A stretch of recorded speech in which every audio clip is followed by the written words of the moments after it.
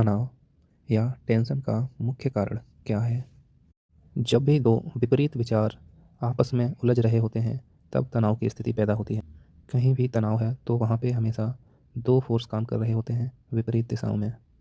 इसलिए तनाव को ख़त्म करने का सिर्फ एक ही तरीका है कि दो विचारों में से किसी एक विचार को चुना जाए। जब तक आप कोई चुनाव नहीं करते, तब तक ये तनाव या टेंशन ऐसे ही चलता रहेगा। एक और कारण होता है, वो है पुराने संस्कारों के कारण। हो सकता है तुमने किसी काम का चुनाव कर लिया, अर्थात दो विचारों में से एक विचार को चुन लिया, फिर भी वो जो दूसरा विचार है वो बार बार मन में आता रहेगा, क्योंकि वो विचार हमारे संस्कारों में बैठ चुका है। संस्कार कैसे बनते हैं? जब भी हम कोई भी कर्म बार बार करते हैं तो उससे संस्कार क्रिएट होते हैं। किसी भी काम को बार बार करने से उसके दिमाग पर छाप पड़ जाती है और फिर वही छाप हमें और ज़्यादा वही काम करने के लिए प्रोत्साहित करती रहती है।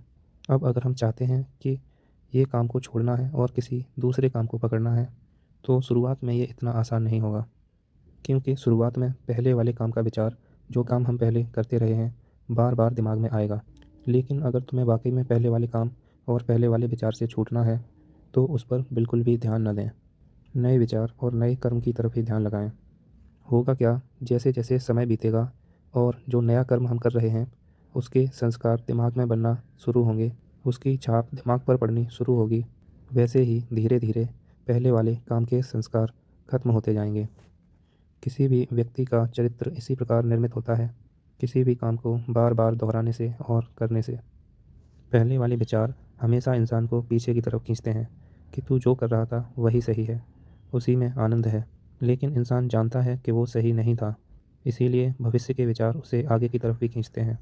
वो विचार जो उसे और अच्छा इंसान बनाना चाहते हैं, या जिन विचारों से वो और अधिक अच्छा इंसान बन सकता है, वो विचार मनुष्य को आगे की तरफ खींचते हैं।